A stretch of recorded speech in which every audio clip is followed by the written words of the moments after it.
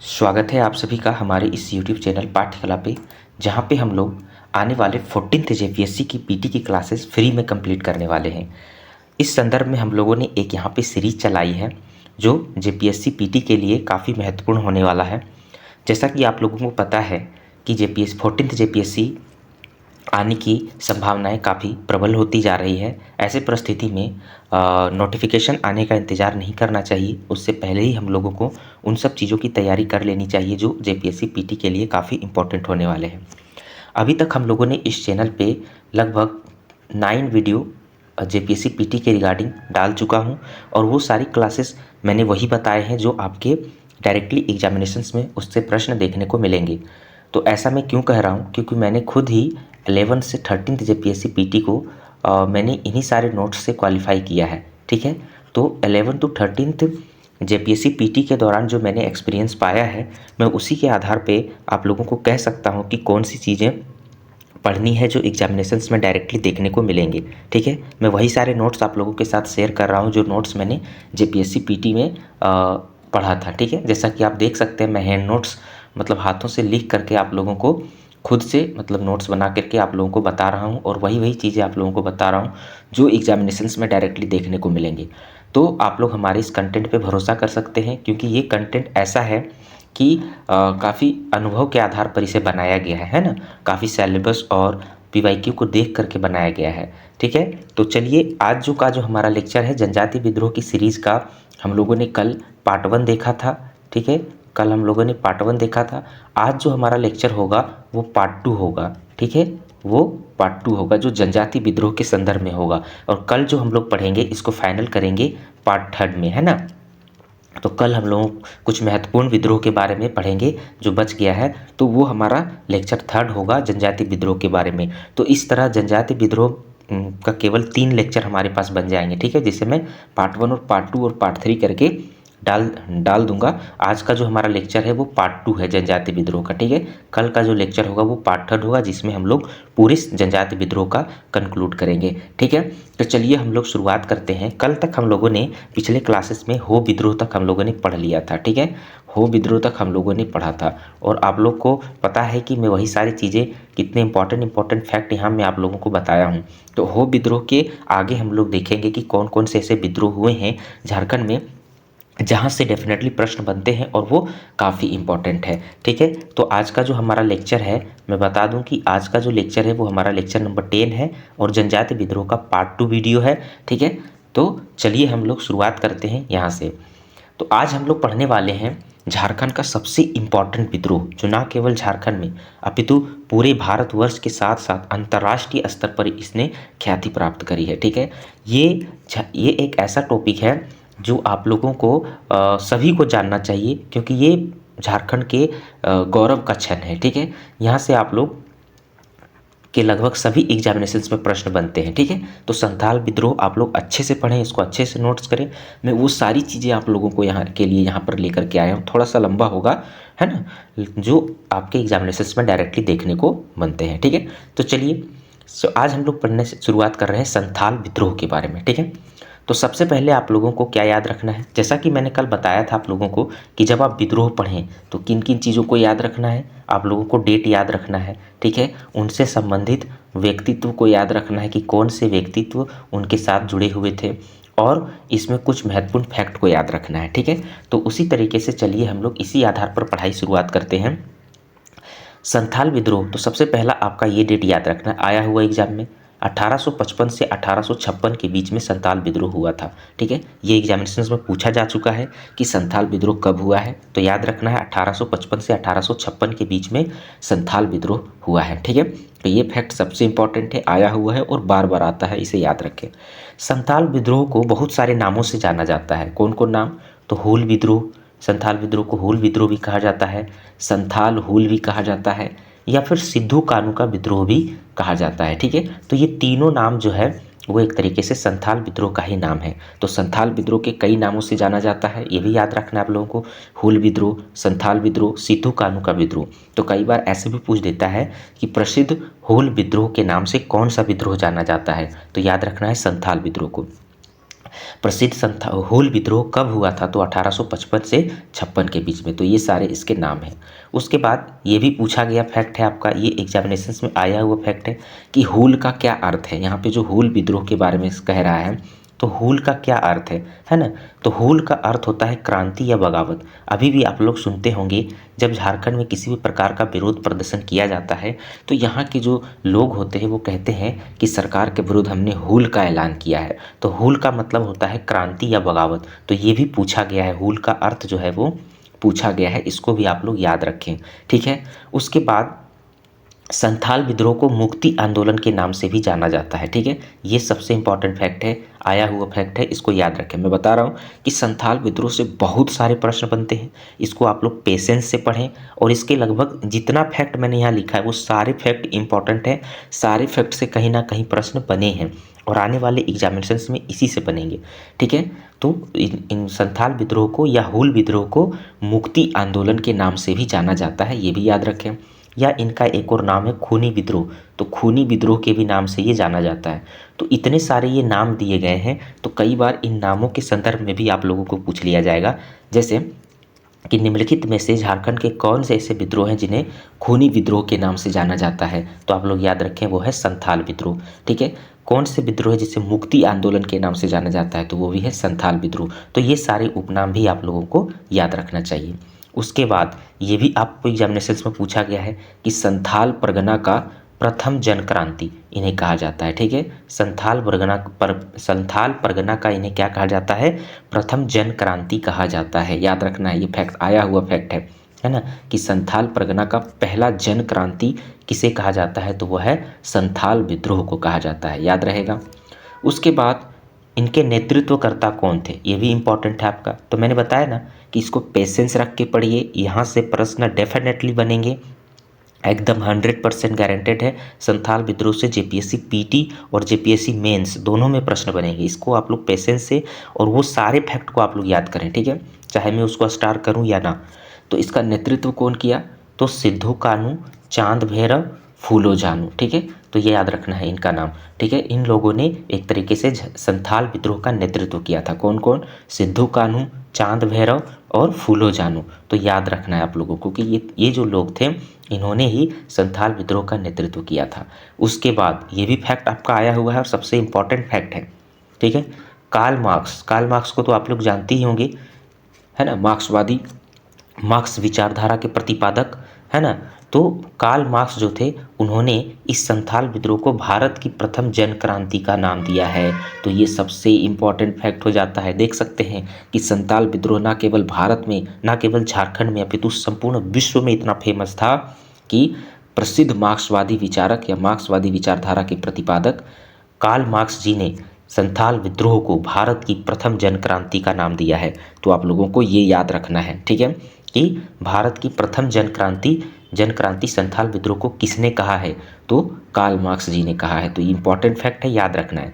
इससे क्या होगा, देखिए मेंस में भी संथाल विद्रोह से प्रश्न बनते हैं। तो मेंस में भी जब संथाल विद्रोह के बारे में आप लोग लिखेंगे तो वहाँ पे इंट्रोडक्शन में लिख सकते हैं कि कार्ल मार्क्स ने संथाल विद्रोह को भारत की प्रथम जन क्रांति कही। तो इससे क्या हो जाएगा, वेटेज बढ़ता है ना। उसके बाद ये भी आपको याद रखना है, ये भी पूछा जा चुका है लगभग हर एग्जाम में, ठीक है। 30 जून को हूल दिवस के रूप में मनाया जाता है प्रत्येक वर्ष झारखंड में 30 जून को हूल दिवस के रूप में मनाया जाता है। ऐसा क्यों, मैं बताऊंगा अभी। तो हूल दिवस, हूल का मतलब क्या होता है, क्रांति या बगावत, इसको भी याद रखना है। तो 30 जून को प्रत्येक वर्ष झारखंड में हूल दिवस के रूप में मनाया जाता है। इसे भी आप लोग अच्छे से याद रखें, ठीक है, कि हूल दिवस कब मनाया जाता है, ये भी पूछा गया फैक्ट है आप लोगों को, है ना। आप देखिए, जो याद रखना है आप लोगों का, संथाल विद्रोह कब शुरू हुआ, ठीक है। तो संथाल विद्रोह की शुरुआत हुई थी 30 जून 1855 में। एग्जैक्ट डेट याद रखना है आपको, 30 जून भी याद रखना है आप लोगों को, है ना। 30 जून 1855 एग्जैक्ट डेट याद रखना है, 30 जून 1855 को। और ये गांव का नाम याद रखना, भोगनाडीह गांव, ठीक है। कहाँ से, तो भोगनाडीह गांव। ये भी गांव का नाम भी पूछा गया है कि संथाल विद्रोह कहाँ से शुरू हुआ, तो भोगनाडीह गांव। इंपॉर्टेंट है, सारे फैक्ट इंपॉर्टेंट है, मैं बार बार कह रहा हूँ, ठीक है। तो संथाल विद्रोह की शुरुआत 30 जून 1855 को भोगनाडीह गांव में हुआ। ये सारे फैक्ट आप लोग याद रखें, भोगनाडीह गांव में हुआ, ये भी याद रखें। उसके बाद संथाल विद्रोह में एक प्रसिद्ध नारा दिया गया, उसका नाम क्या था, अपना देश अपना राज। ठीक है, ये नारा प्रसिद्ध नारा दिया गया संथाल विद्रोह में, तो इन्हें भी आप लोग याद रख सकते हैं। ठीक है, इन्हें भी याद रख सकते हैं। उसके बाद यहाँ पे इस फैक्ट को भी याद रखें, कई बार ऐसे प्रश्न भी बन जाते हैं। ठीक है, सिद्धू जो थे, जो मैंने बताया कि संथाल विद्रोह के नेतृत्व करने वाले कौन कौन थे, सिद्धू, कान्हू, चांद, भैरव, फूलो, झानू। ठीक है, इतने सारे लोग थे। तो इनमें से जो सिद्धू थे उनको राजा नियुक्त किया गया था। ठीक है, वो राजा थे। कान्हू जो थे वो मंत्री थे। ठीक है, और जो चांद जो थे वो प्रशासक थे। चांद कौन थे, प्रशासक थे। और जो भैरव थे वो कौन थे, सेनापति थे। तो ये भी प्रश्न कई बार पूछ लिया जाता है कि निम्नलिखित में से संथाल विद्रोह के नेतृत्व करने वाले भैरव किस पद पर आसीन थे, तो वो कौन थे, सेनापति थे। याद रखना, इस पूरे विद्रोह को एक तरीके से जो नेतृत्व किया जा रहा था उसमें सिद्धू को राजा बनाया गया था, कान्हू को मंत्री बनाया गया था, चांद को प्रशासक बनाया गया था और भैरव को सेनापति बनाया गया था। तो ये सारे प्रश्न भी कई बार देखने को मिलते हैं। तो ये कोई भी एक फैक्ट भी इनसे संबंध में नहीं छूटना चाहिए, इसलिए मैंने सारे फैक्ट को यहाँ पे लेकर के आया। ठीक है, उसके बाद यहाँ से भी प्रश्न बने हैं। सिद्धू कान्हू ने ये घोषणा करी थी, इस विद्रोह के दौरान सिद्धू कान्हू ने ये घोषणा किया था कि भगवान ने उन्हें निर्देश दिया है कि आज़ादी के लिए अब हथियार उठा लो। तो ये स्टेटमेंट डायरेक्टली पूछा जाता है कि ये स्टेटमेंट किनके द्वारा कहा गया, तो ये स्टेटमेंट किनके द्वारा कहा गया, तो सिद्धू कान्हू जी के द्वारा कहा गया। तो भगवान ने उन्हें निर्देश दिया है कि आज़ादी के लिए अब हथियार उठा लो, ये किनका स्टेटमेंट है, सिद्धू कान्हू का स्टेटमेंट है। इसको भी आप लोग याद रखें। ठीक है, अब हम लोग आगे चलते हैं। संथाल विद्रोह में एक और नारा दिया गया। ठीक है, क्या नारा दिया गया, जमींदार, महाजन, पुलिस एवं सरकारी कर्मचारी का नाश हो। ये वेरी वेरी इंपॉर्टेंट है, सबसे इम्पॉर्टेंट है, ये नारा दिया गया। देखिए ये जमींदार, महाजन, पुलिस और सरकारी कर्मचारी का नाश हो। तो देखिए यहाँ पे क्या था कि यहाँ के जो लोग थे, यहाँ के जो मूलवासी आदिवासी थे, वो जमींदारों और महाजन और पुलिस और उसके साथ ही सरकारी कर्मचारी के द्वारा लगातार उत्पीड़ित किए जा रहे थे, है ना, शोषित किए जा रहे थे। तो उनके शोषण से परेशान हो गए थे ये लोग, है ना। यही कारण है कि संथाल विद्रोह जो है सो इतने व्यापक रूप में फैला। ठीक है, और चूंकि ये विद्रोह पनपने का कारण ही यही था कि जमींदारों ने, महाजनों ने, पुलिस ने और यहाँ के सरकारी कर्मचारियों ने यहाँ के लोगों को इतना शोषण किया, इस तरीके से मतलब प्रताड़ित किया कि वो लोग इनके विरुद्ध आंदोलन छेड़ दिए। ठीक है, और चूंकि ये जमींदारों के विरुद्ध और महाजन के विरुद्ध आंदोलन था, यही कारण है कि प्रसिद्ध मार्क्सवादी विचारक कार्ल मार्क्स जी ने इसे भारत की प्रथम जनक्रांति कही है, जन क्रांति कही है। कारण क्या है कि मार्क्सवादी विचारधारा जब आप लोग पढ़ेंगे तो उसमें क्या होता है कि मार्क्सवादी विचारधारा में जमींदार, महाजन, इन लोगों को एक तरीके से महत्व नहीं दी जाती है। इसमें एक तरीके से निम्न वर्गीय लोगों की सत्ता की बात करी जाती है कि निम्न वर्गीय लोग आए और इन जैसे लोगों को विरोध करिए, इनको हटाइए और अपना शासन स्थापित कीजिए। मार्क्सवादी का विचारधारा यही है। तो चूंकि इसमें जमींदारों और महाजनों के खिलाफ यह विद्रोह शुरू हुआ था, यही कारण है कि कार्ल मार्क्स ने इसे भारत की प्रथम जनक्रांति कही। ठीक है, तो ये फैक्ट आप लोग इसमें से याद रखें। तो ये नारा भी संथाल विद्रोह के दौरान दिया गया था, तो यहाँ से ये फैक्ट आप लोग याद रख सकते हैं। आप देखिए यहाँ पे इनका जो नेतृत्व है, अलग अलग जगह संथाल विद्रोह का नेतृत्व अलग अलग जगह किए थे। ठीक है, तो भोगनाडी में सिद्धू कान्हू, मेनली जो नेतृत्व करने वाले जो मुख्य व्यक्ति थे वो थे सिद्धू कान्हू, चांद भैरव और फूलो झानू। ठीक है, लेकिन हजारीबाग जो है, हजारीबाग में संथाल विद्रोह का नेतृत्व करने वाले दो व्यक्ति थे, लुबाई मांझी और अर्जुन मांझी। ये दोनों का नाम भी पूछा जा चुका है। ठीक है, लुबाई मांझी और अर्जुन मांझी, इन्होंने हजारीबाग में संथाल विद्रोह का एक तरीके से नेतृत्व किया, इनका नाम याद रखना है। और वीरभूम में संथाल विद्रोह का नेतृत्व किसने किया, गौरा मांझी। तो ये फैक्ट भी आप लोगों को याद रखना है। ठीक है, उसके बाद यहाँ से कुछ फैक्ट मैंने लिख दिया है, तो आप लोग इस पर एक बार नज़र दौड़ा लें। ठीक है, मेजर बारो, तो मेजर बारो को एक तरीके से ब्रिटिश सरकार ने संथाल विद्रोह को दबाने के लिए भेजा था, लेकिन संथालों ने क्या किया था, मेजर बारो को हरा दिया था। तो इसलिए आप लोग इसको केवल याद रख लें कि मेजर बारो को संथालों ने हरा दिया था संथाल विद्रोह के दौरान। उसके बाद देखिए सबसे पहले जो सिद्धू थे, जो राजा थे, है ना, सिद्धू को 5 दिसंबर 1855 को पकड़ करके फांसी दे दी गई थी। याद रखना है कहाँ पे दी गई थी, तो भागलपुर में दी गई थी। तो ये कई बार ये प्रश्न भी बनता है कि सिद्धू को फांसी कहाँ पर दी गई थी, तो सिद्धू को फांसी भागलपुर में दी गई थी 1855 में ही। ठीक है, याद रखना है। उसके बाद चांद भैरव जो थे, इनको बरहेत में गोली मार करके हत्या कर दी गई। बरहेत तो जान रहे, साहिबगंज वाला रीजन में। तो चांद भैरव को गोली मार करके हत्या कर दी। और कान्हू जो थे उनको 1856 में भोगनाडीह में ही एक तरीके से फांसी दे दी गई। तो कई बार ऐसे प्रश्न भी पूछ लिया जाता है। तो सिद्धू मुर्मू को फांसी दी गई थी भागलपुर में, चांद भैरव को बढ़ेत में गोली मार दी गई थी, कान्हू को 1856 में भोगनाडीह में फांसी दे दी गई थी। ठीक है, तो ये सब फैक्ट भी आप लोगों को अच्छे से याद रखने हैं, यहाँ से भी प्रश्न बनते हैं। उसके बाद याद रखना है आपको दमनकर्ता, कि संथाल विद्रोह के दमन करने वाले कौन थे। तो संथाल विद्रोह के जो दमनकर्ता थे वो कौन थे? Captain Alexander, lieutenant Thomas, lieutenant read. तो इनका नाम पूछा जाता है। ठीक है, क्योंकि ये वेरी इंपॉर्टेंट, क्योंकि ये पूरा विद्रोह ही आपको बहुत सारे इंपॉर्टेंट है, इसलिए आप लोग याद रखें कि इनके दमनकर्ता कैप्टन अलेक्जेंडर, लेफ्टिनेंट थॉमस और लेफ्टिनेंट रीड थे। ठीक है, उसके बाद ये फैक्ट भी आप लोगों को याद रखना है कि अंग्रेज़ों ने इस विद्रोह को दबाने के लिए पाकुड़ में, कहाँ पे? पाकुड़ में, याद रखना, पाकुड़ में मार्टिलो टावल का निर्माण किया था। ठीक है, तो ये प्रश्न पूछा गया है कि मार्टिलो टावल कहाँ पे है।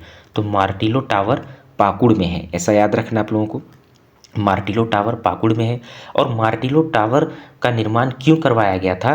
तो संथाल विद्रोह को दबाने के लिए अंग्रेज़ों ने इसको बनाया था। ठीक है, उसके बाद संथाल विद्रोह के जो विद्रोही थे वो पाकुड़ की एक रानी थी क्षेमा सुंदरी, इनका नाम भी याद रखना।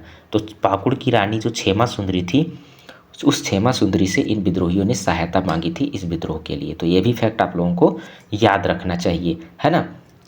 उसके बाद देखिए ये भी फैक्ट इंपॉर्टेंट है, मैंने कहा ना कि वो सारे इंपॉर्टेंट फैक्ट मैंने यहाँ पे लिख दिया है जो आपके एग्जामिनेशन में पूछे जा सकते हैं। संथाल विद्रोह को दमन करने के बाद संथाल क्षेत्र को 30 नवंबर 1856, ये डेट याद रखना है, 30 नवंबर 1856, ये आया हुआ है डेट, 30 नवंबर 1856 को नॉन रेगुलेशन नामक जिला बना दिया गया। ठीक है, तो याद रखना है कि जब संथाल विद्रोह का अंग्रेजों ने दमन कर दिया तो 30 नवंबर 1856 को यही संथाल परगना को अंग्रेजों ने नॉन रेगुलेशन नामक जिला बना दिया था। ठीक है, और इसमें क्या होता था कि केवल और केवल इस ज़िला में यूरोपीय मिशनरी को ही प्रवेश करने की अनुमति दी गई और भी किसी अन्य लोगों को प्रवेश करने की अनुमति नहीं दी गई। तो संथाल परगना क्षेत्र को नॉन रेगुलेशन नामक जिला बना दिया गया कब? संथाल विद्रोह के बाद 30 नवंबर 1856 को। और इस नॉन रेगुलेशन नामक जिला में क्या कहा गया कि यहाँ पे केवल और केवल यूरोपीय मिशनरी ही प्रवेश कर पाएंगे और कोई बाहरी व्यक्ति यहाँ पे प्रवेश नहीं कर पाएंगे। उसके बाद ये फैक्ट तो आप लोगों को याद रखना है, आया हुआ है एग्जामिनेशंस में, कि संथाल परगना का प्रथम जिलाधीश कौन था? प्रथम डिप्टी कलेक्टर जिसे आप कहते हैं, तो संथाल परगना का प्रथम जिलाधीश कौन थे? एसली एडेन। तो ये फैक्ट आपको याद रखना है कि एसली एडेन ही वो व्यक्ति थे जो संथाल परगना का प्रथम जिलाधीश हुआ करते थे। ठीक है, उसके बाद आगे हम लोग देखते हैं, तो यहाँ पे याद रखना है एलिस एडम की रिपोर्ट। तो इनका रिपोर्ट का नाम याद रखना है एलिस एडम। तो एलिस एडम के रिपोर्ट के आधार पर 1855 के अधिनियम 37 यानी एक्ट 37 के तहत दामिनी कोह जो था, है ना, संथाल परगना को दामिनी कोह कहा जाता था, पहले हम लोगों ने यहाँ पे बात करी है। ठीक है, तो दामिनी कोह का नाम बदल करके संथाल परगना कर दिया गया। ये इंपॉर्टेंट फैक्ट याद रखना है कि 1855 के एक्ट 37 के तहत एलिस एडम के रिपोर्ट पे, ये रिपोर्ट याद रखना है, एलिस एडम के रिपोर्ट पे 1855 के एक्ट 37 के अनुसार दामिनी कोह का नाम बदल करके संथाल परगना रख दिया गया। ये याद रखना है, ये लाइन काफ़ी इंपॉर्टेंट है, एलिस एडम रिपोर्ट को याद रखना है। ठीक है, उसके बाद ये भी प्रश्न बने हैं आपके 1856, ये डेट याद रखना है, 1856 में यूल रूल लागू किया गया संथाल परगना में। कहाँ पे लागू किया गया? संथाल परगना में। ठीक है, ये आया हुआ फैक्ट है, ये आया है आपका, याद रखना है इसको। हाल में जेपीएससी में पूछा है ये कि यूल रूल कब लागू किया गया, तो 1856 में। कहाँ पे लागू किया गया? तो संथाल परगना के क्षेत्र में लागू किया गया। ठीक है, तो ध्यान रखना है आप लोगों को कि यूल रूल जो थे वो कौन लाए थे, तो भागलपुर के कमिश्नर उस समय हुआ करते थे जॉर्ज यूल। तो जॉर्ज यूल के नाम पर ही जॉर्ज यूल ने यूल रूल लाए थे। उसके बाद इस रूल में क्या किया गया, तो इस रूल में क्या था कि पारंपरिक ग्राम प्रधान की जो व्यवस्था थी ब्रिटिश, देखिए आदिवासी जनजातियों की अपनी एक पारंपरिक ग्राम प्रधान व्यवस्था होती है, आगे हम लोग पढ़ेंगे, पढ़ा पंचायत, है ना, इन सब चीज़ों के बारे में पढ़ेंगे। तो वो पारंपरिक ग्राम प्रधान की व्यवस्था को लागू करते हुए एक तरीके से ग्राम पुलिस जो थी, यानी गांव के जो पुलिस थी, उसे पुलिस की शक्तियां प्रदान कर दी गई वास्तव में। ठीक है, तो ये एक तरीके से आदिवासियों की जीत थी कि यूल रूल लागू करके मतलब गांव की पुलिस को ही पुलिस की शक्तियां प्रदान कर दी गई। तो इसलिए यूल रूल जो है वो काफ़ी इम्पॉर्टेंट हो जाता है एग्जामिनेशंस के पर्सपेक्टिव से, और ये आया हुआ है इस बार के जेपीएससी में। 1856 में ये लागू करी गई थी, किनके द्वारा? तो भागलपुर के कमिश्नर जॉर्ज यूल के द्वारा। तो इसे आप लोग अच्छे से याद रख लें। ठीक है, तो ये सारे चीज़ों को हम लोगों ने देखा। ठीक है, संथाल विद्रोह के संदर्भ में इतने सारे फैक्ट हैं आप लोगों के पास जो आप लोग आसानी से इसे याद रखें, और ये इम्पॉर्टेंट है।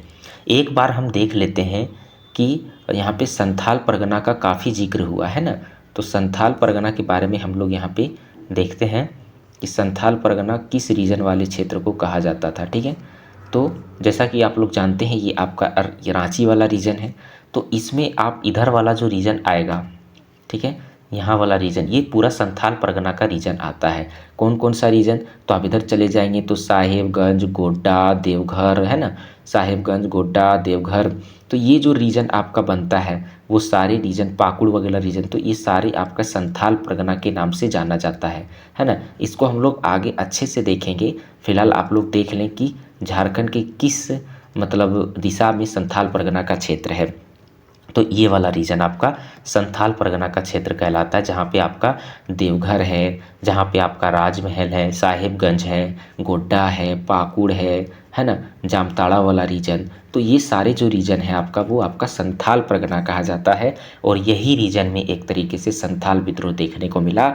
ये संथाल विद्रोह न केवल झारखंड में अपितु पूरे भारतवर्ष के साथ साथ संपूर्ण विश्व में ख्याति प्राप्त है। यही कारण है कि प्रसिद्ध मार्क्सवादी विचारक कार्ल मार्क्स जी ने इसे भारत की प्रथम जन क्रांति की संज्ञान दी है, इसलिए ये एग्जामिनेशन पर्सपेक्टिव में काफ़ी इंपॉर्टेंट हो जाता है। उसके बाद एक आपको याद रखना है, सबसे इम्पॉर्टेंट है, ये भी कई बार पूछ लिया जाता है, हरि बाबा आंदोलन। हरि बाबा आंदोलन कब हुआ था? 1931 में। कब हुआ था? 1931 में। ये काफ़ी बाद की है ना, सिंहभूम वाले क्षेत्र में हुआ है। कहाँ पे हुआ है? सिंहभूम के क्षेत्र में 1931 में। ये डेट याद रखना, ये पूछा गया है, सिंहभूम के क्षेत्र में हुआ था। तो हरि बाबा आंदोलन का नेतृत्व किसने किया? हरि बाबा ने किया। हरि बाबा ने, किसने किया? हरि बाबा आंदोलन का नेतृत्व हरि बाबा ने किया, जिन्हें प्यार से लोग दूका हो के नाम से जानते थे। तो ये जो दूका हो है वो एक तरीके से हरि बाबा का उपनाम हुआ करता था। तो कई बार प्रश्न जो बने हैं वो ऐसे बने हैं कि हरि बाबा आंदोलन का नेतृत्व किसने किया था? तो ऑप्शन में हरि बाबा नहीं बल्कि दूका हो थे। तो याद रखना है, दूका हो जो थे वो हरि बाबा का ही नाम था, उपनाम था। तो ये फैक्ट याद रखना है। हरि बाबा आंदोलन को सुधी आंदोलन के रूप में भी जाना जाता है। ठीक है, तो हरि बाबा आंदोलन को सुधी आंदोलन भी कहा जाता है। ये भी फैक्ट आप लोगों को याद रखना है। ठीक है, उसके बाद इस आंदोलन का उद्देश्य क्या था? तो उद्देश्य था हो जनजाति के लोगों को बाहरी अत्याचारों से बचाना। आप लोगों को मैंने पिछले क्लासेस में बताया है कि जो सिंहभूम वाला रीजन है वहाँ पे हो जनजाति के लोग निवास करते हैं। तो चूँकि उसी क्षेत्र में ये विद्रोह आंदोलन हुआ था, तो इसका उद्देश्य क्या था कि हो जनजाति के लोगों को बाहरी अत्याचारों से बचाना। ठीक है, ये था इनका आंदोलन। और इस दौरान यानी कि हरि बाबा आंदोलन के दौरान सरना धर्म का व्यापक प्रचार प्रसार किया गया। सरना धर्म क्या होता है इसके बारे में मैं आप लोगों को डिटेल्ड में बताऊंगा, क्योंकि जेपीएससी के मेंस में आपको ये पढ़ना है। ठीक है, तो इसके हम लोग अलग से पढ़ेंगे। तो सरना धर्म को बेसिकली जान लीजिए कि ये किसी भी प्रकार का हिंदू धर्म नहीं है। ठीक है, बल्कि ये एक ऐसा धर्म है आदिवासियों का जो प्राकृतिक पूजक हैं, जो प्रकृति को पूजते हैं। ठीक है, तो वो हिंदू धर्म से अलग है, इसीलिए सरना कोड की मांग करी जाती है ना, झारखंड में बहुत लंबे समय से। और इसमें क्या है कि खुलापन होता है कि यहाँ की मतलब सरना धर्म की में क्या है कि जो व्यक्ति सरना धर्म को मानता है वो किसी भी धर्म को मान सकता है, किसी भी पूजा को किसी भी प्राकृतिक चीज़ों को पूज सकता है ना। और ऐसा नहीं, जैसे हिंदू धर्म और सरना धर्म में एक बेसिकली अंतर मैं आपको बताता हूँ। जैसे हिंदू धर्म में क्या होता है कि हम लोग जैसे मान लेते हैं कि ये एक पीपल का पेड़ है, तो इस पीपल का पेड़ को किसी ने पूजा। ठीक है, तो इस पीपल को पेड़ को अगर किसी ने पूजना शुरुआत किया तो जितने भी लोग हैं इन्हीं पेड़ को पवित्र मान करके एक तरीके से पूजेंगे।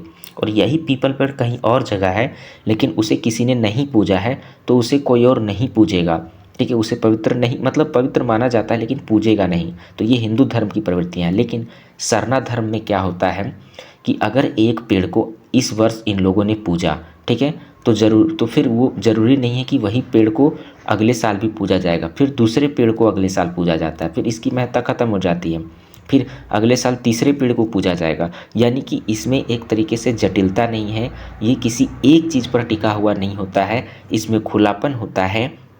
हिंदू धर्म में जहाँ पे एक चीज़ पे टिका हुआ है, लेकिन सरना धर्म में खुलापन होता है कि आप लोग किसी भी प्रतीक को आप लोग एक तरीके से प्राकृतिक प्रतीक को भगवान मानकर उसकी पूजा अर्चना कर सकते हो। रूढ़िवादिता का यहाँ पे किसी भी प्रकार का कोई योगदान नहीं है। और सबसे बड़ा इम्पोर्टेंट पॉइंट, सरना धर्म में जो पूजा करने वाले मुख्य पुजारी होते हैं उसको वो कोई भी व्यक्ति होते हैं और उसे समाज में केवल उसी समय के लिए पुजारी का दर्जा दिया जाता है जब तक वो पूजा करते हैं। पूजा के बाद वो उन्हें पुजारी की दर्जा नहीं दी जाती, वो सामान्य व्यक्ति की तरह जीता है। लेकिन हिंदू धर्म में जो पूजा करने वाले पंडित होते हैं वो हमेशा उनको सम्मान दिया जाता है, वही सिर्फ और सिर्फ वही पूजा कर सकते हैं। जबकि सरना धर्म में ऐसा नहीं है। कोई भी व्यक्ति पाहन बन करके, पाहन कहा जाता है पुजारी को, पाहन बन करके पूजा प्रचार कर सकता है ना। तो मैं सरना धर्म के बारे में हम लोग आगे देखेंगे। तो हरि बाबा आंदोलन में सरना धर्म का व्यापक प्रचार प्रसार हुआ, तो ये भी फैक्ट याद रखना है आप लोगों को, ठीक है, कई बार पूछा जाता है। और गांधी जी के विचारों से ये एक तरीके से प्रभावित था। ये इंपॉर्टेंट, गलत लिखा गया है, इसे आप लोग देख लेंगे। प्रभावित आपका ऐसे लिखा जाएगा, है ना, प्रभावित। तो याद रखना है कि हरि बाबा आंदोलन गांधी जी के विचारों से प्रभावित थे। तो ये एक इम्पॉर्टेंट फैक्ट हो गया हरि बाबा आंदोलन के संदर्भ में। अब हम लोग देखते हैं कोल विद्रोह के बारे में। तो यह भी झारखंड के लिए, झारखंड के परिप्रेक्ष्य में ये काफ़ी इम्पॉर्टेंट विद्रोह हो जाता है। यहाँ से भी कई बार प्रश्न बनते हैं, है ना। तो कोल विद्रोह भी आपका इम्पॉर्टेंट है, याद रखें, ये वेरी वेरी इंपॉर्टेंट है। यहाँ से भी प्रश्न देखने को मिलता है, ये आप लोगों को मेंस में भी पढ़ना पड़ेगा। तो कोल विद्रोह कब हुआ था, पहले ये तो डेट याद रखना, 1831 से 32 के ईस्वी में, ठीक है। तो ये डेट पूछा जा चुका है ना, कि कोल विद्रोह कब हुआ है। तो 1831 से 32 के बीच में हुआ है, याद रखना, 1831 में। और ये क्यों फेमस है, तो ये झारखंड का पहला सुसंगठित और एक तरीके से कहा जाए तो व्यापक जनजातीय आंदोलन था। इसलिए ये ज़्यादा इम्पॉर्टेंट है कि ऐसा पूछा जाता है कि झारखंड का पहला सुसंगठित मतलब एक सुनियोजित तरीके से, मतलब एक अच्छे तरीके से संगठन बना करके इसका विद्रोह किया गया था। तो ये पहला ऐसा विद्रोह था जो झारखंड का जो सुसंगठित था और व्यापक जनजातीय आंदोलन था। तो यही वाला टॉपिक कई बार पूछा गया है, ये लाइन लगा करके, कि झारखंड का प्रथम सुसंगठित और व्यापक जनजातीय आंदोलन किसे कहा जाता है, तो कोल विद्रोह को कहा जाता है, जो 1831 से 32 के आसपास में हुआ था। कारण आप लोग देख सकते हैं कि क्या कारण था हुआ, तो लगान की ऊंची दरें, अफीम खेती के लिए प्रताड़ित, है ना। तो देखिए क्या होता था, बेसिकली लगान की जो दर थी वो ऊंची कर दी गई थी, अफीम खेती के लिए आदिवासियों को प्रताड़ित किया जाने लगा था, उसके कारण हुआ था। जमींदारों द्वारा अमानवीय शोषण, जमींदार जो थे वो सामान्यतः अमानवीय रूप से शोषण कर रहे थे। आदिवासियों की परंपरागत व्यवस्था पर अंग्रेजी कानून लागू कर दिया गया था। आदिवासियों की अपनी अपनी जो व्यवस्थाएं होती थी उसको हटा करके अंग्रेजी अपना कानून लागू कर दिए थे। तो इन तमाम चीज़ों से वो परेशान होकर के उन लोगों ने कोल विद्रोह की एक तरीके से किया, ठीक है। उसके बाद इस आंदोलन का, इस विद्रोह का विस्तार कहाँ से था, कहाँ पे था, तो छोटा नागपुर खास में, पलामू वाले रीजन में, सिंहभूम वाले रीजन में, मानभूम वाले रीजन में। तो इतने सारे रीजन जो थे वो आपका कोल विद्रोह में यही सब रीजन में पनपा था, ठीक है। कौन कौन जनजातियों ने इसका साथ दिया, तो मुंडा जनजाति, हो जनजाति, चेर जनजाति, खरवार जनजाति ने इसमें व्यापक समर्थन प्रदान किए। तो ये याद रखना है। देखिए ये आया हुआ है, ठीक है, SR टिकेल, ये याद रखना आपका, टिकेल, है ना। SR टिकेल एक विद्वान थे जिन्होंने इस विद्रोह को लड़का कोल के नाम से जाना जाता है, लड़का कोल कहा है, ठीक है। तो ये फैक्ट आप लोगों को याद रखना, ये UPSC में भी पूछा गया है, ठीक है, कि लड़का कोल के नाम से कौन विद्रोह को जाना जाता है। तो लड़का कोल सामान्यतः किस विद्रोह को कहा जाता है, कोल विद्रोह को कहा जाता है, याद रखें। कोल विद्रोह को ही का ही दूसरा नाम है लड़का कोल, इंपॉर्टेंट है। और लड़का कोल इस विद्रोह को किसने कहा है? तो एस.आर. टिकेल ने कहा है। एस.आर. टिकेल ने कहा। इन व्यक्ति का भी नाम याद रखना है। क्यों कहा है? तो हो जनजाति के शामिल होने के कारण, चूंकि इस विद्रोह में हो जनजाति ने ज़्यादा पार्टिसिपेट किया, इसीलिए इसको लड़का कोल के नाम से एस.आर. टिकेल ने मतलब नामांकन किया। ठीक है, याद रखना है। उसके बाद एक और इम्पॉर्टेंट फैक्ट है कि कोल विद्रोह से हजारीबाग पूर्ण रूप से अछूत रहा। ठीक है, यानी कि हजारीबाग वाला जो क्षेत्र था उसमें आपका कोल विद्रोह का प्रभाव नहीं देखने को मिलता है, ये पूरी तरह से अछूता रहा। ठीक है, तो याद रखना है कि कौन सा ऐसा क्षेत्र था जो कोल विद्रोह से पूर्णतः अछूत था, यानी कि जहाँ पे एक जरा प्रभाव नहीं देखने को मिला, तो वो हजारीबाग था। उसके बाद ये भी फैक्ट आपका पूछा गया है प्रचार के लिए, तो कोल विद्रोह के प्रचार के लिए जिस प्रतीक चिन्ह का प्रयोग किया गया था, जिस सिंबल का प्रयोग किया गया था, वो क्या चीज़ थे? तीर। तो हम लोगों ने पिछले बारे में भी हम लोगों ने पढ़ा, ठीक है, कि हम लोगों ने देख रहा था जब उसके बारे में हम लोग पढ़ रहे थे कि साल के पत्ता के तिलका विद्रोह के बारे में। ठीक है, तो उसमें हम लोगों ने देखा था कि साल के पत्ता का प्रयोग किया जा रहा था, है ना। तो साल के पत्ता का प्रयोग प्रतीक चिन्ह के रूप में किया गया था तिलका विद्रोह के दौरान। ठीक है, तिलका मांझी जी के द्वारा जो विद्रोह किया गया, तो उसी प्रकार के यहाँ पर कोल विद्रोह को प्रचार प्रसार करने के लिए तीर का प्रयोग किया गया था प्रतीक के रूप में। तो ये आप लोगों को याद रखना है। ठीक है, याद रखना है। इनके जो प्रमुख नेता थे, इनको भी आप लोगों को याद रखना है। इनके जो प्रमुख नेता थे वो कौन थे? बुद्धू भगत। बुद्धू भगत ये आया हुआ फैक्ट है कि बुद्धू भगत का संबंध किस विद्रोह से है? तो कोल विद्रोह से है। ये नाम आप लोगों को याद रखना है। बुद्धू भगत को कैप्टन इम्पे के द्वारा मारा गया था, तो इनका भी नाम याद रखना है, इसका भी, है ना, कि बुद्धू भगत को किसके द्वारा मारा गया? तो कैप्टन इम्पे के द्वारा मारा गया था। कुछ फैक्ट हैं जो आप लोग केवल देख लें, है ना। पिथोरिया के जो राजा थे जगतपाल सिंह, है ना, उसने एक तरीके से इस विद्रोह में अंग्रेजों का साथ दिया था, पिथोरिया के राजा जगतपाल सिंह। तो इसी कारण अंग्रेजी जो गवर्नर जनरल उस समय होते थे विलियम बेंटिक, उसने उसे 313 रुपया का मतलब महीना मासिक पेंशन दिया खुश होकर के। जगतपाल सिंह जो थे वो अंग्रेजों का साथ दिया, इसीलिए तत्कालीन गवर्नर जनरल विलियम बेंटिक ने खुश होकर के जगतपाल सिंह को 313 रुपया का मासिक पेंशन दिया था। ये याद रखें, कई बार हो सकता है कि इस तरह के प्रश्न भी आपको कई बार पूछ लिया जाए।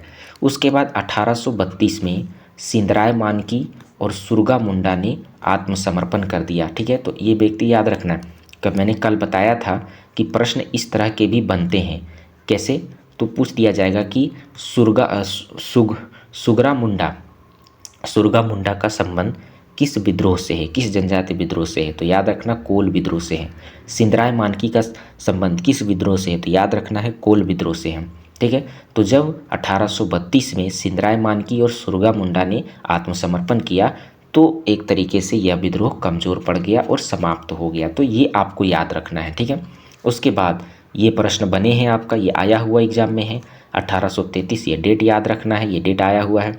1833 में रेगुलेशन 3 लागू किया गया। ठीक है, रेगुलेशन 3 लागू किया गया, जिसमें जंगल महल जिला, मैंने कल पढ़ाया था कि जंगल महल जिला का निर्माण किया गया था 1805 के आसपास में, मैंने बताया था, है ना। तो याद रखना है कि जंगल महल जिला को, एक बार इसे चेक कर लेंगे आप लोग, कल मैंने इसे बताया है। ठीक है, तो 1833 में रेगुलेशन 3 लागू किया गया था। तो इसमें क्या किया गया था कि जंगल महल को समाप्त कर दिया गया, और जंगल महल को समाप्त करके नन रेगुलेशन प्रांत बनाया गया। नन रेगुलेशन प्रांत का गठन किया गया।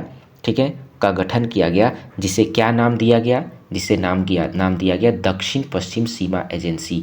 तो ये आया हुआ फैक्ट है। ठीक है, कि दक्षिण पश्चिम सीमा एजेंसी का गठन कब किया गया? 1833 में। दक्षिण पश्चिम सीमा एजेंसी, है ना, का गठन किस जिले को समाप्त करके किया गया? तो जंगल महल जिला को समाप्त करके। दक्षिण पश्चिम सीमा एजेंसी को किस रेगुलेशन के तहत लागू किया गया? तो 1833 के रेगुलेशन 3 के तहत में मतलब गठन किया गया। तो इतना सारा फैक्ट इससे आपका पूछा जा चुका है, आगे भी पूछा जाएगा। तो मैं ना केवल आप लोगों को बता रहा हूँ कि क्या पढ़ना है, मैं ये भी बता रहा हूँ कि किस तरीके से पढ़ना है, क्योंकि एक ही बुक होता है जिसको सब पढ़ते हैं, लेकिन सिलेक्शन सबका नहीं होता है। तो यहाँ से ये चीज़ आप लोगों को समझना चाहिए कि बेहतर ये है कि आप ये समझें कि किस लाइन से किस तरह के प्रश्न बनेंगे। अगर माइंड को केवल एक ही तरह से आप लोग ट्रेंड करेंगे तो एग्ज़ाम में आप अगर क्वेश्चन घुमा देगा तो आप लोग नहीं समझ पाएंगे। इसलिए मैं अलग अलग तरीके का क्वेश्चन बना करके आप लोगों को बता रहा हूँ।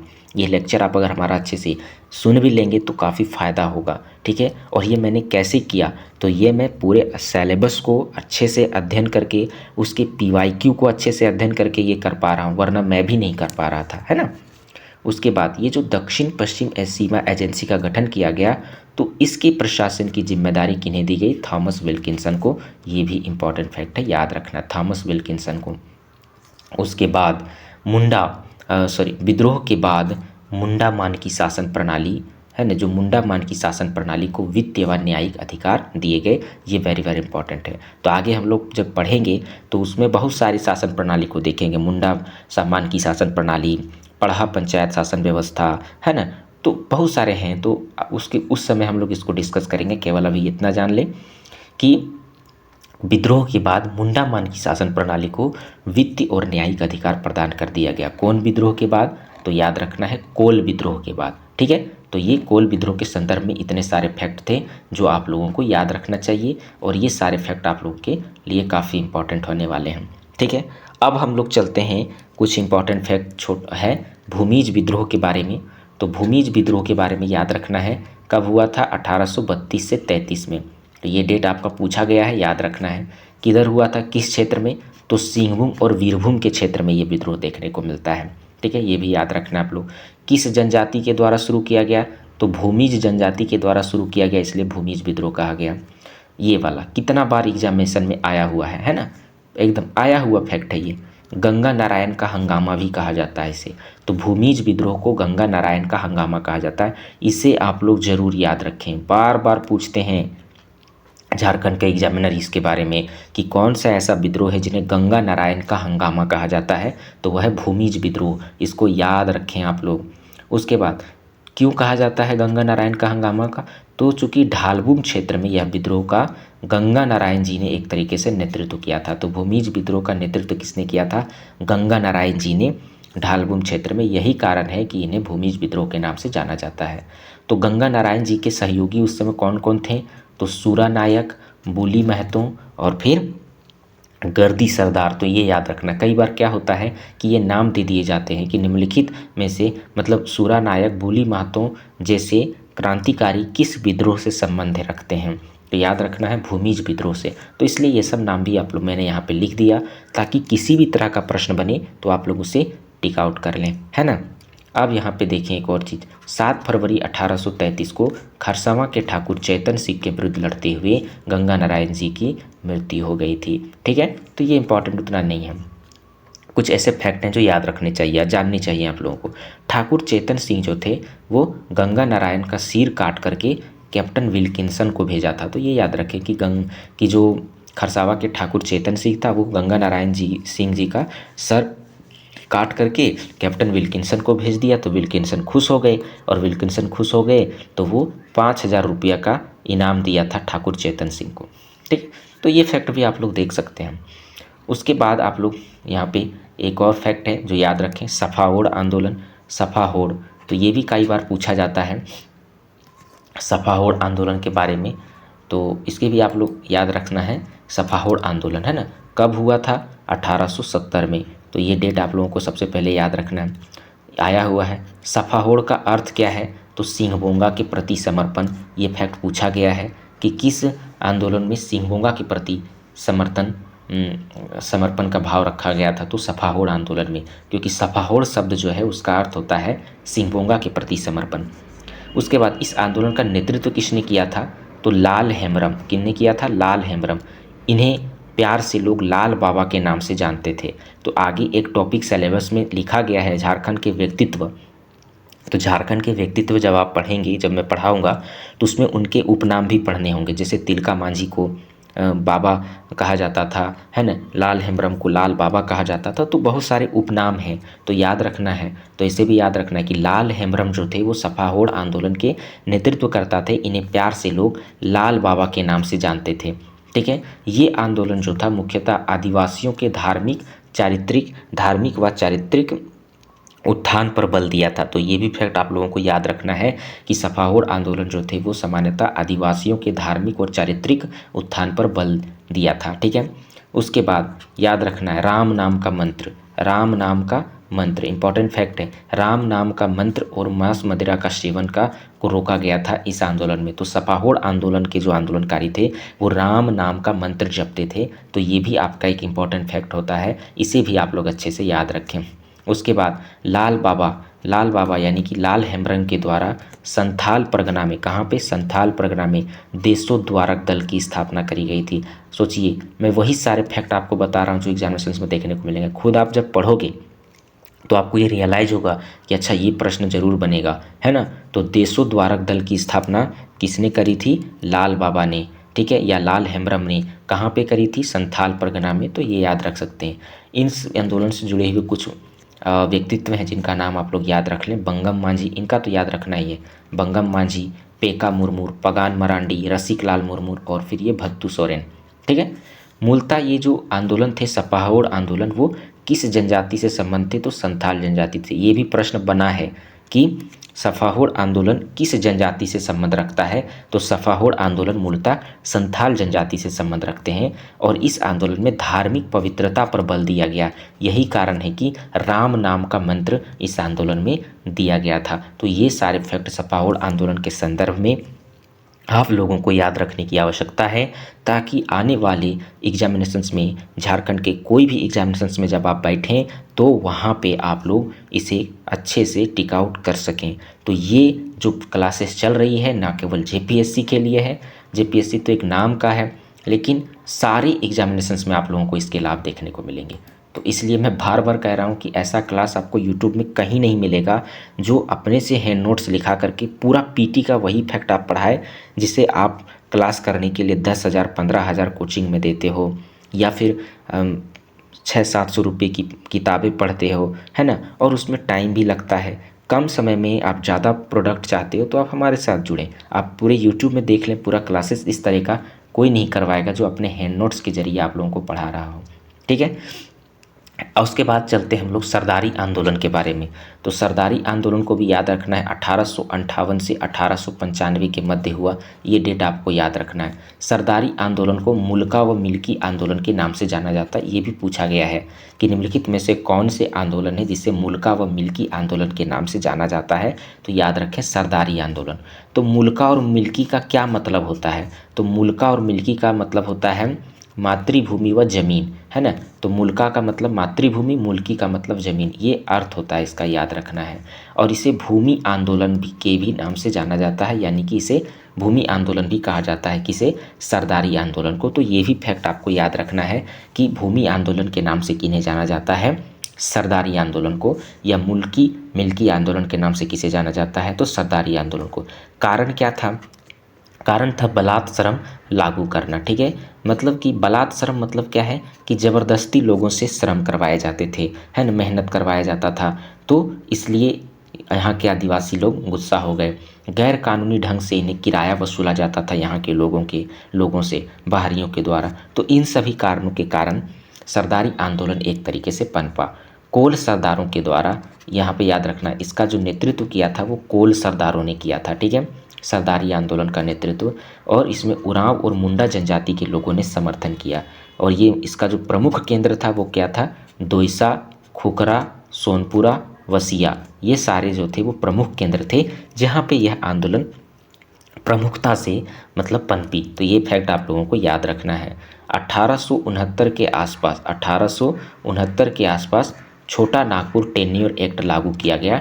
ये फैक्ट आप लोगों को याद रखना है, 1869 के आसपास, है ना। उसके बाद सरदारी आंदोलन का विलय बिरसा आंदोलन में हो गया। तो ये जेपीएससी मेंस में भी पूछा गया फैक्ट है ना, मेंस में भी पूछा गया है। तो पीटी में भी याद रखना है कि ये जो सरदारी आंदोलन थी ये अंततः किस आंदोलन में विलय हो जाता है? बिरसा आंदोलन में। बिरसा आंदोलन के बारे में कल हम लोग पढ़ेंगे, बिरसा आंदोलन और ताना भगत आंदोलन, फिर हमारा जनजाति विद्रोह पूरी तरीके से खत्म हो जाएगा। तो सरदारी आंदोलन के संदर्भ में ये सारे फैक्ट हैं जो आप लोगों को याद रखने चाहिए।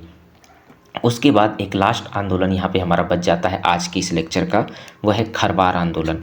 ठीक है, ये 1874 में हुआ था। ये पूछा गया है, कई बार पूछा गया ये डेट कि खरवार आंदोलन कब हुआ, 1874 में। नेतृत्व किसने किया, भगीरथ मांझी। तो ये इंपॉर्टेंट है, ये भी पूछा गया है कि खरवार आंदोलन के नेतृत्वकर्ता कौन थे, भगीरथ मांझी। या ऐसे भी पूछा जाएगा कि भगीरथ मांझी का संबंध किस आंदोलन से है, तो वो खरवार आंदोलन।